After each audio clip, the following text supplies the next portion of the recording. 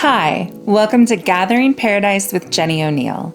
We are so excited to share this poem with you. This is another poem by Mary Oliver. We've covered her poem Wild Geese, so watch that one if you like the feel of this one. They're very similar. This is called The Summer Day by Mary Oliver. The Summer Day. Who made the world? Who made the swan and the black bear? Who made the grasshopper? This grasshopper, I mean. The one who has flung herself out of the grass. The one who is eating sugar out of my hand. Who is moving her jaws back and forth instead of up and down. Who is gazing around with her enormous and complicated eyes. Now, she lifts her pale forearms and thoroughly washes her face. Now she snaps her wings open and floats away. I don't know exactly what a prayer is. I do know how to pay attention. How to fall down into the grass, how to kneel down in the grass, how to be idle and blessed, how to stroll through the fields, which is what I've been doing all day long. Tell me, what else should I have done? Doesn't everything die at last and too soon? Tell me, what is it you plan to do with your one wild and precious life? I love that poem. All right. That is the beautiful, beautiful Mary Oliver. Oh, she's so gorgeous. That poem is just so gorgeous. So she gives us a setting, and it's the summer day. And then she starts with this very big questions. Who made the world? Who made the swan, the bear, the grasshopper? Kind of abstract, theoretical. We're operating in sort of divinity. And then it's not just the grasshopper as an idea and concept. This grasshopper. I heard her interviewed and she talked about how they were having a picnic and a grasshopper came and was eating a sugar cube out of her hand. And she just, I guess, watched it the entire time. It became a part of this poem. Where in a summer's day, we're thinking about who made the world, what is responsible for everything around us, what are the great forces around us, what is God, who is God, how does one worship? And we're in this very specific moment, this one individual grasshopper eating this sugar cube off of her hand. And she so intensely focuses. We see what the grasshopper is doing, moving the jaw side to side, not up and down like we do. The grasshopper's strange eyes, how the grasshopper cleans herself with her forearms, and then the snap of the wings and the gentle floating away. It's so intensely, richly detailed, it almost is like a reverie for the reader. We're imagining it, we're dreaming it with her. And then she says, I don't know exactly what a prayer is. It's so beautifully interruptive. It's so stunning, this admission of, I don't know how to pray. I don't know what that is. I don't know what belief looks like. I don't know how to connect in that way. Maybe I've been hurt before by other churches, individuals, groups proclaiming to be God, dictating what a prayer is. So she's saying, I don't know how to do that. But what I do know is how to pay attention. There's a famous quote, I don't know who by, but the quote is, attention is the first part of prayer. Attention is the first step to prayer. This whole idea of maybe prayer is a form of intention, a form of attention, a form of connection. What do you pay attention to around you? Are you worshiping it with your attention? With the amount of times you think, ponder, behold it. It's just a riveting, fascinating question and idea. She doesn't know what a prayer is, but she does know how to pay attention. She knows how to fall down into the grass, how to kneel. So we're getting a religious term. How to kneel down, not in a pew, but in the grass. How to be idle and blessed. You know, what's the adage? Idle hands are what?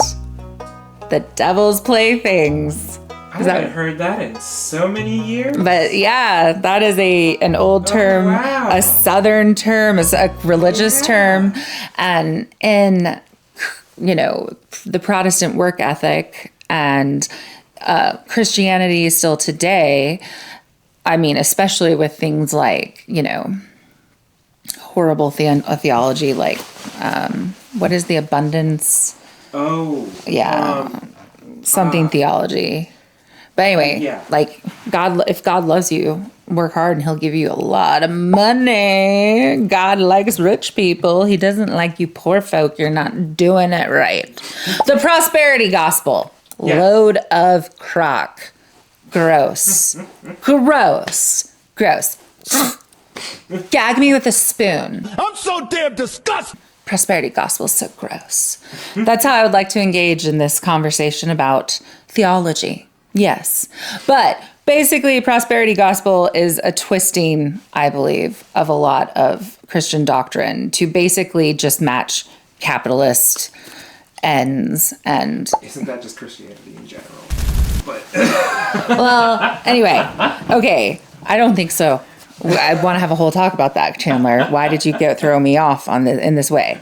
But so historically, Christianity and current Christianity has a sense of being idle, having a moment that's not productive in some way is not good. It's sinful, wasting God's time, blessings, and whatever. And here, after posing these very specific religious, God, churchy questions with these words that she's choosing to kneel down, to pray, etc. She says, how to be idle and blessed.